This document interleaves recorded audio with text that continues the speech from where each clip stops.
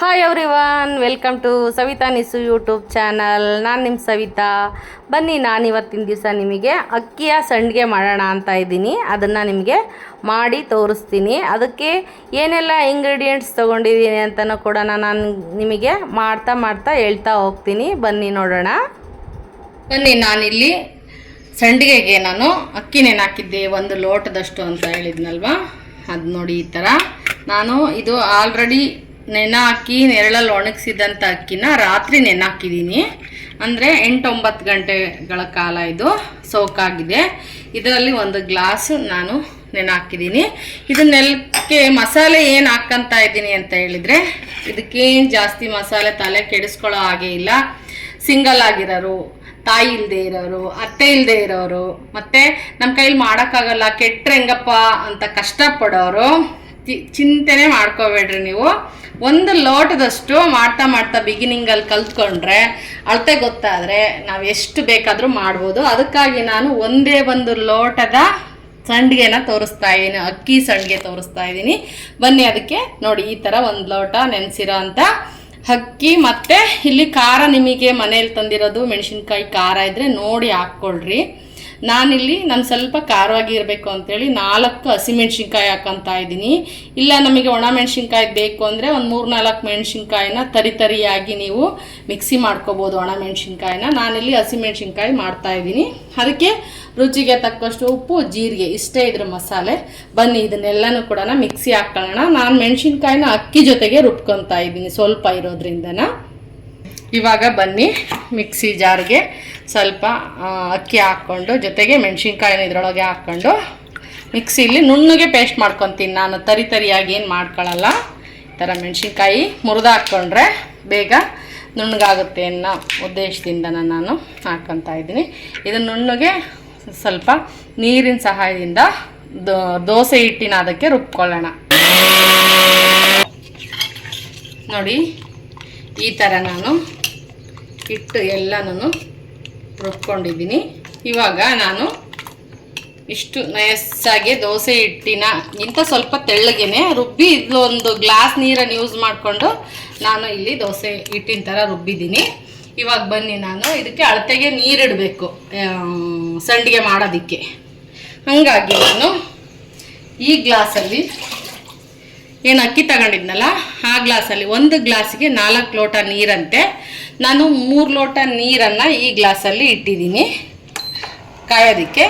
ಹಾಗೆ 1 ಲೋಟ ನೀರನ್ನು ಯೂಸ್ ಮಾಡಿ ಹಿಟ್ಟನ್ನು ರುಬ್ಕೊಂಡಿದ್ದೀನಿ. ಇವಾಗ ಇದಕ್ಕೆ ಸ್ವಲ್ಪ ರುಚಿಗೆ ಉಪ್ಪನ್ನು ಹಾಕಿ ಮಳ್ಳಕ್ಕೆ ಬಿಡೋಣ. ನೀರ ಸ್ವಲ್ಪ ಏನು ಭಾಳನೇ ಕುದೀಲಿ. ಸ್ವಲ್ಪ ನೀರು ಉಪ್ಪನ್ನು ಹಾಕ್ತಾಯಿದ್ದೀನಿ. ನಾನೇನು ತೊಗೊಂಡಿದ್ನೋ ಇಷ್ಟಕ್ಕೆ ಪೂರ್ತಿ ಉಪ್ಪನ್ನು ಇದಕ್ಕೆ ಹಾಕಿದ್ದೀನಿ. ಈ ನೀರು ಕುದೀಲಿ, ಆವಾಗ ನಾವು ಇದಕ್ಕೆ ಹಿಟ್ಟನ್ನು ಹಾಕಿ ಮಿಕ್ಸ್ ಮಾಡೋಣ. ತುಂಬ ಈಸಿಯಾಗಿ ಮಾಡ್ಕೊಳ್ಳೋ ಅಂಥ ಸಂಡಿಗೆ ಇದು, ಎಲ್ಲರೂ ಮಾಡ್ಕೋಬೋದು. ಬೇಸಿಕ್ ಇದು. ಅದಕ್ಕಾಗಿ 1 ಲೋಟದ ಮಾತ್ರ ಸಂಡಿಗೆನ ತೋರಿಸ್ತಾ ಇದ್ದೀನಿ. ನೋಡಿ, ಇವಾಗ ನೀರು ಮಳ್ತಾ ಇದೆ. ಇವಾಗ ಇದಕ್ಕೆ ನಾವು ಏನು ರುಬ್ಕೊಂಡಿದ್ವಲ್ಲ ಅದನ್ನು ಹಾಕ್ತಾ ಹೋಗೋಣ. ಗಟ್ಟಿಯಾರು ಅನಿಸಿದರೆ ಬೇಕಂದರೆ ನೀವು ಸ್ವಲ್ಪ ನೀರನ್ನು ಕೂಡ ಹಾಕಿ ಮಿಕ್ಸ್ ಮಾಡಿಕೊಂಡು ಕುದಿಸ್ಬೋದು. ಹಿಡಿಯುತ್ತೆ ನೋಡಿ ನೀರೇನು. ಇದು ಒಂದೇ 1 ಲೋಟ ಅಕ್ಕಿಗೆ ಸಂಡಿಗೆ ಎಷ್ಟಾಗುತ್ತೆ ಅಂತ ನೋಡಂತ್ರಿ ನೀವೇ.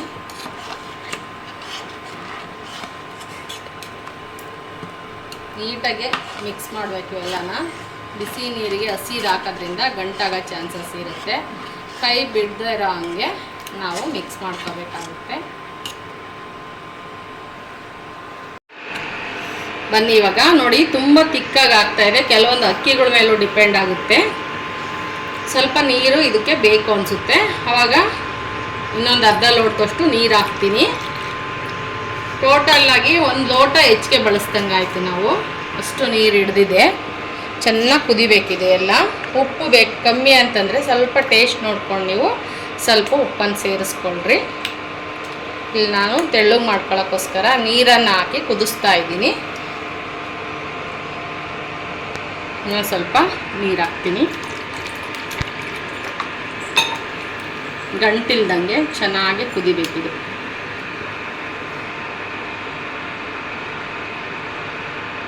ನಾನು ಒಂದು ಲೋಟ ಆಗಿರೋದ್ರಿಂದ ಒಂದು ಸಣ್ಣ ಬಾಣಲೆಗೆ ಹಾಕಿದ್ದೀನಿ ಬೇಯಿಸೋದಕ್ಕೆ.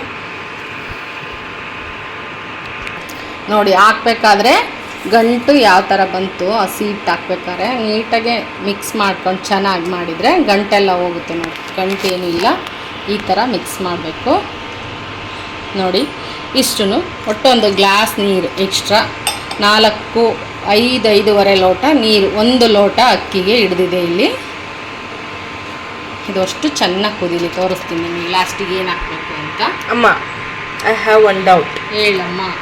ಇದಕ್ಕೆ ಇದು ಬೆಳ್ಳುಳ್ಳಿ ಹಾಕಲ್ವಾ? ಇಲ್ಲ ಇಲ್ಲ, ಬೆಳ್ಳುಳ್ಳಿ ಈರುಳ್ಳಿ ಸೊಪ್ಪು ಸೆದೆ ಏನು ಹಾಕಲ್ಲ. ಸಿಂಪಲ್, ಉಪ್ಪು ಜೀರಿಗೆ ಮೆಣಸಿನ ಅಷ್ಟೇ. ಖಾರ ಮಾಡ್ಕೊಂತೀಯ ಅಂದರೆ ಸ್ವಲ್ಪ ಮೆಣಸಿನ ಪುಡಿನೂ ಹಾಕೋಬಹುದು, ಒಣ ಮೆಣಸಿನ್ಕಾಯ್ದು ತರಿ ಮಾಡಿ ಹಾಕೋಬಹುದು. ಖಾರದ ಪುಡಿ ಹಾಕೋಬೋದಾ? ಬರೀ ಖಾರದ ಪುಡಿನೂ ಹಾಕೋಬಹುದು. ಅಂದರೆ ಗ್ರೀನ್ ಚಿಲ್ಲಿ ಕಟ್ ಮಾಡಿ ಖಾರದ ಪುಡಿ. ಗ್ರೀನ್ ಚಿಲ್ಲಿ ಕಟ್ ಮಾಡಿ ಖಾರದ ಪುಡಿ ಅಂದರೆ ಗ್ರೀನ್ ಚಿಲ್ಲಿನ ತೆಗೆದು ಅಂದರೆ ಹಾಕಿಲ್ದಂಗೆ ಬರೀ ಖಾರದ ಪುಡಿ ಹಾಕ್ಬೋದು. ಇಲ್ಲ ಅಂದರೆ ತರಿಯಾಗಿ ನಮಗೆ ಕಲರ್ಫುಲ್ಲಾಗಿ ಕಾಣಬೇಕು, ಟ್ರಾನ್ಸ್ಪರೆಂಟ್ ಆಗಿರೋದ್ರ ಮೇಲೆ ಅಂತ ಹೇಳಿದರೆ ನೀವು 1-2 ಎಳ್ಳು ಹಾಕ್ಕೋಬೋದು. ಚಿಲ್ಲಿ ಫ್ಲೇಕ್ಸ್ ಥರ ಮಾಡಿಕೊಂಡು ಕೂಡ ಹಾಕ್ಕೋಬೋದು. ನಾನಿಲ್ಲಿ ನಯಸ್ಸಾಗಿ ರುಬ್ಬಿಟ್ಟಿದ್ದೀನಿ ಮೆಣಸಿನ್ಕಾಯಿನ. ಪ್ಲೈನ್ ಆಗಿದ್ರೂ ತುಂಬ ಚೆನ್ನಾಗಿರುತ್ತೆ.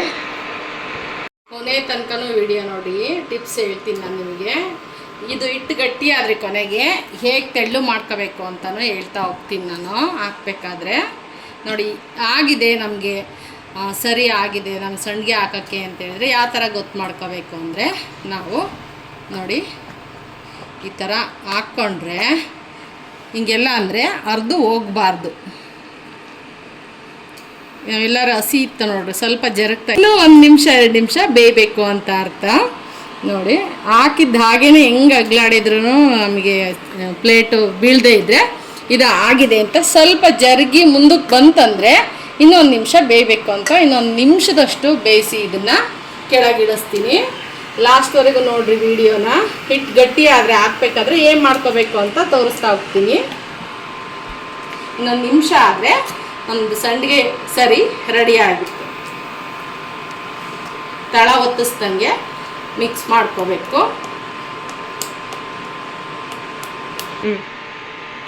ನೋಡಿ ಇವಾಗ ಫೈನಲ್ ಆಗಿದೆ. ಇವಾಗ ತೋರಿಸ್ತೀನಿ ಇನ್ನೊಂದು ಸರ್ತಿ ನೋಡಿ.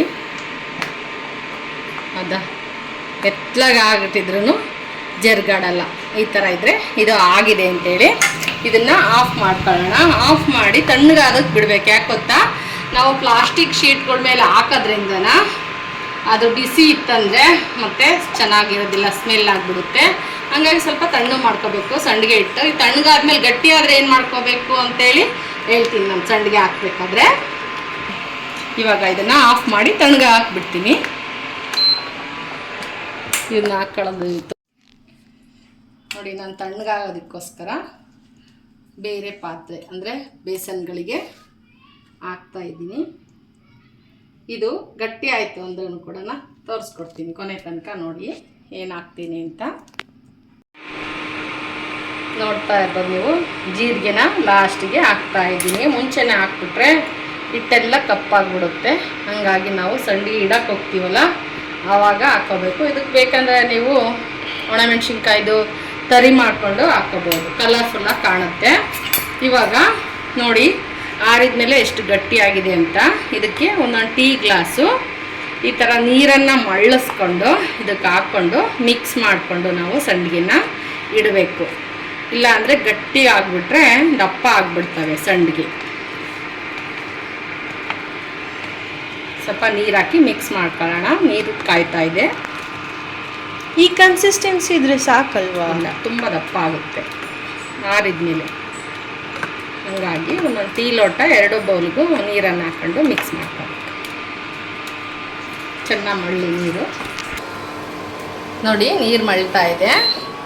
ಇದಕ್ಕೆ 1 ಲೋಟ, ಅದಕ್ಕೊಂದು ಲೋಟ, ಟೀ ಲೋಟದಷ್ಟು ಹಾಕ್ಕೊಂಡು ಸ್ವಲ್ಪ ತೆಳ್ಳಗೆ ಮಾಡ್ಕೊಳ್ಳೋಣ. ಸ್ವಲ್ಪ ದೊಡ್ಡ ಬೌಲ್ ಇದ್ದರೆ ಹಾಕ್ಕೊಳ್ರಿ, ಚೆಲ್ಲುತ್ತೆ. ಮಿಕ್ಸ್ ಮಾಡಬೇಕಾದ್ರೆ ಈ ಥರ ಆಗಿಬಿಡುತ್ತೆ. ಎಲ್ಲ ನೀಟಾಗಿ ಹೊಂದಿಸ್ಕೊಳ್ಳೋಣ. ಇದೇ ಟಿಪ್ಸು. ಗಟ್ಟಿ ಆದರೆ ಮಳ್ಳ ಅಂತ ನೀರನ್ನು ಕಾಸ್ಕೊಂಡು ನಾವು ಹಾಕ್ಕೊಂಡ್ರೆ ಸಂಡಿಗೆ ಇಡೋದಕ್ಕೆ ಚೆನ್ನಾಗಿ. ಹಸಿ ನೀರು ಹಾಕ್ಬಿಟ್ರೆ ಸರಿ ಹೋಗಲ್ಲ, ಸೀಳ್ಬಿಡುತ್ತೆ ಸಂಡಿಗೆ ಮಧ್ಯ. ಹೀಗಾಗಿ ಮಳ್ಳ ನೀರನ್ನು ಹಾಕ್ಕೊಂಡು ಈ ಥರ ಒಂದು ಸರಿ ತೆಳ್ಳು ಮಾಡ್ಕೋಬೇಕು. ಲಾಸ್ಟಿಗೆಲ್ಲ ಪಾತ್ರೆ ಎಲ್ಲ ಗಟ್ಟಿಯಾಗಿರುತ್ತಲ್ಲ, ಅದನ್ನು ಕೂಡ ಈ ಬಿಸಿ ನೀರಲ್ಲೇ ಮಿಕ್ಸ್ ಮಾಡಿ ಸಂಡಿಗೆನ ಇಡ್ಬೋದು, ವೇಸ್ಟ್ ಮಾಡ್ದರ ಹಾಗೆ. ನೋಡಿ, ನಾವು ಸಂಡಿಗೆ ಹಾಕೋ ಅಂಥ ಪ್ಲಾಸ್ಟಿಕ್ ಶೀಟನ್ನು ಒಂದು ಸರಿ ನೀಟಾಗೆಲ್ಲ ಹಸಿ ಬಟ್ಟೆನ ಬಿಗಿಯಾಗಿ ಇಂಟ್ಕೊಂಡು ಒಂದು ಸರ್ತಿ ಎಲ್ಲ ಒರೆಸ್ಕೊಂಡು ಅದನ್ನು ಬಿಸಿಲಿಗೆ ಹಾಕಿ ಈ ಥರ ಸಂಡಿಗೆನ ಎಲ್ಲನೂ ಮಕ್ಕಳು ಇಟ್ಕೊಂಡು ಬಂದರು, ಸ್ವಲ್ಪ ಅಲ್ವಾ, ಹಂಗಾಗಿ ಅವಳೊಂದು ಕಡೆ ಇಷ್ಟಿಷ್ಟನ್ನು ಇಟ್ಟಿದ್ದಾರೆ. ನೋಡಿ, ಈ ಥರ ಬಂದಿದೆ. ಹಾಗೆ ಧೂಳು ಕಸ ಕಡ್ಡಿ ಗಾಳಿಗೆ ಬೀಳೋ ಚಾನ್ಸಸ್, ಇವಾಗೆಲ್ಲ ಮಳೆ ಬರೋ ಅಂಥ ದಿನಗಳಲ್ಲ, ಯಾವಾಗ ಬರುತ್ತೆ ಅಂತ ಹೇಳಕ್ಕೆ ಬರಲ್ಲ. ಗಾಳಿ ಧೂಳು ಇದ್ದರೆ ಅದ್ರ ಮೇಲೆ ಕೂತ್ಬಿಟ್ರೆ ಚೆನ್ನಾಗಾಗಲ್ಲ ಅಂತ ಹೇಳ್ಬಿಟ್ಟು ಅದ್ರ ಮೇಲೆ ಒಂದು ತೆಳ್ಳನ ಬಟ್ಟೆನೂ ಕೂಡ ಮುಚ್ಚಿ ಬಂದರೆ ಚೆನ್ನಾಗಿರುತ್ತೆ ಅಂತೇಳಿ. ನೋಡ್ತಾ ಇರ್ಬೋದು ನೀವು, ನಾನು 1 ಲೋಟ ಅಕ್ಕಿನ ಬಳಸ್ಕೊಂಡು ಸಂಡಿಗೆ ಮಾಡಿದ್ದೆ. ಈ ರೀತಿಯಾಗಿ ಬಂದಿದೆ ನೋಡಿ ಸಂಡಿಗೆ. ಅದನ್ನೆಲ್ಲ ತೆಗೆದ್ಬಿಟ್ಟು ನಾನು ಒಣ ಹಾಕಿ ಇದ್ದೀನಿ. ಆಲ್ಮೋಸ್ಟ್ ಎಲ್ಲ ತೋರಿಸ್ತಾ ಇರೋ ಥರ ನೋಡ್ತಾ ಇರ್ಬೋದು ನೀವು. ಸಂಡಿಗೆ ಎಲ್ಲ ಕಪ್ ಕಲರ್ ಆಗಿರುತ್ತೆ. ಆದರೆ ಇಲ್ಲಿ ನೋಡ್ತಾ ಇರ್ಬೋದು ನೀವು, ನಾನು ಜೀರಿಗೆ ಅದೆಲ್ಲ ಮೇಲೆ ಹಾಕಬೇಕಾದ್ರೆ ಹಾಕಿರೋದ್ರಿಂದನ ಎಷ್ಟು ವೈಟಾಗಿ ಬಂದಿದೆ ಸಂಡಿಗೆ ಅಂತ ನೋಡಿ. ಇಷ್ಟಾಗಿದೆ ನೋಡಿ 1 ಲೋಟ ಅಕ್ಕಿ. ಇದೆಲ್ಲ ಒಣಗಿದ ನಂತರ ಒಂದು ಸರ್ತಿ ಎಣ್ಣೆಗೆ ಹಾಕಿ ಫ್ರೈ ಮಾಡಿ ತೋರಿಸ್ತೀನಿ ಯಾವ ಥರ ಅಳ್ಕೊಳ್ಳುತ್ತೆ ಸಂಡಿಗೆ ಅಂತ ಹೇಳಿ.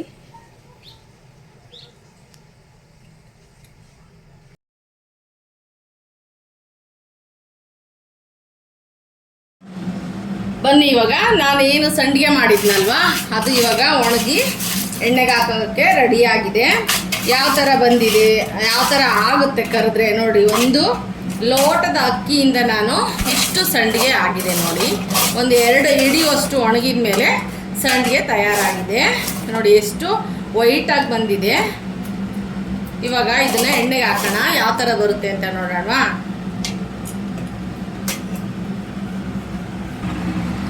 ಬನ್ನಿ, ಇಲ್ಲಿ ನಾನು ಎಣ್ಣೆನ ಇಟ್ಟಿದ್ದೀನಿ ನೋಡಿ. ಆದಷ್ಟು ಸ್ವಲ್ಪನೇ ನಾನು ಎಣ್ಣೆ ಹಾಕೋದು. ಯಾವಾಗಲೂ ಹಪ್ಪಳ ಮಾಡಿದರೂ ಕೂಡ ಚಿಕ್ಕದೇ ಮಾಡಿರ್ತೀನಿ. ಯಾಕೆ ಅಂದರೆ ತುಂಬ ಎಣ್ಣೆ ಹಾಕೊಂಡು ಅದು ವೇಸ್ಟ್ ಮಾಡಿ ಕರಿದ ಎಣ್ಣೆ ಪಕ್ಕಕ್ಕಿಡೋದಕ್ಕಿಂತ ಸ್ವಲ್ಪ ಎಣ್ಣೆನ ಯೂಸ್ ಮಾಡಿ ನೆಕ್ಸ್ಟ್ ದಿನ ತಿಂಡಿ ಮಾಡೋದಕ್ಕೆ ಯೂಸ್ ಮಾಡಿ ತೆಗೆದುಬಿಡ್ಬೇಕು. ಅದನ್ನು ಪದೇ ಕರಿದ ಎಣ್ಣೆನ ಯೂಸ್ ಮಾಡಬಾರ್ದು. ಹಾಗಾಗಿ ನಾನು ಇಲ್ಲಿ ಸ್ವಲ್ಪನೇ ಎಣ್ಣೆ ಹಾಕ್ಕೊಂಡು ಇವಾಗ ಸಂಡಿಗೆನ ಕರಿಯೋಣ.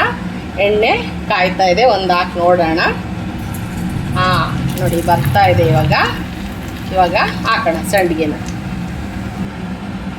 ನೋಡಿ, ಇವಾಗ ಎಣ್ಣೆ ಕಾದಿದೆ, ಹಾಕೋಣ. ಬೇಗ ಎತ್ಬಿಡಬೇಕು ನೋಡಿ, ಎಷ್ಟು ಚೆನ್ನಾಗಿ ಅಳ್ಕೊಳ್ಳುತ್ತೆ ಅಂತೇಳಿ, ಎಷ್ಟು ದೊಡ್ಡದಾಗುತ್ತೆ, ಎಷ್ಟು ಚೆನ್ನಾಗಿ ಬರುತ್ತೆ ಅಂತ.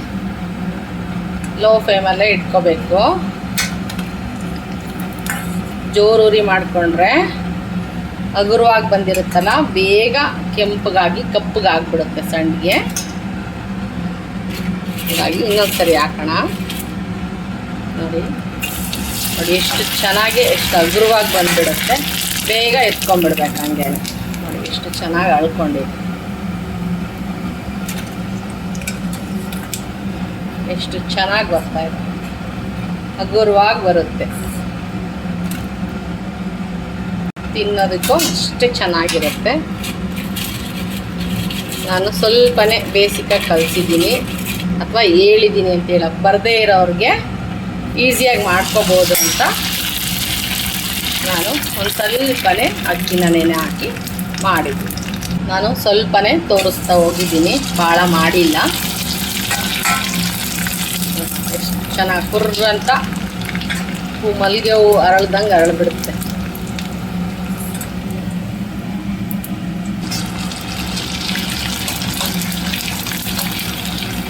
ಅಷ್ಟೊಂದು ಚೆನ್ನಾಗೇ ಬರ್ತಾಯಿದೆ.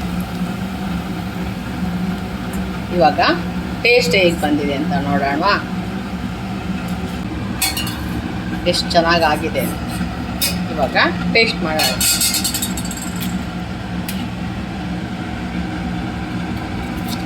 ನೋಡಿ ಎಷ್ಟು ನೋಡಿ,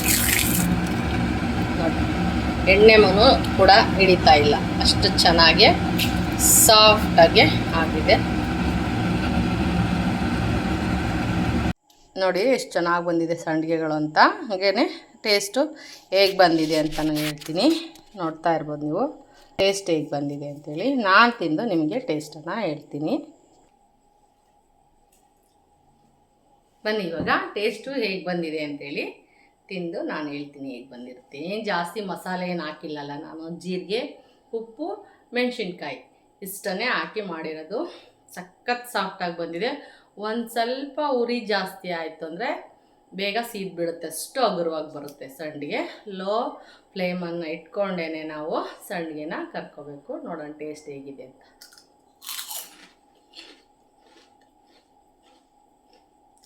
ತುಂಬ ಚೆನ್ನಾಗಿ ಬಂದಿದೆ. ಈಸಿಯಾಗಿ ಮಾಡ್ಕೋಬೋದು, ಅದರಲ್ಲಿ ಸ್ವಲ್ಪನೇ ಮಾಡ್ಕೋಬೋದು. ನೋಡಿ, ಇಷ್ಟ ಆದರೆ ಲೈಕ್ ಮಾಡಿ, ಶೇರ್ ಮಾಡಿ, ಕಮೆಂಟ್ ಮಾಡಿ ಅಂತ ಹೇಳ್ತಾ ನೆಕ್ಸ್ಟ್ ವಿಡಿಯೋದಲ್ಲಿ ನಾನು ನಿಮ್ಮ ಜೊತೆ ಸಿಗ್ತೀನಿ. ಬಾಯ್, ಮತ್ತೆ ಸಿಗೋಣ.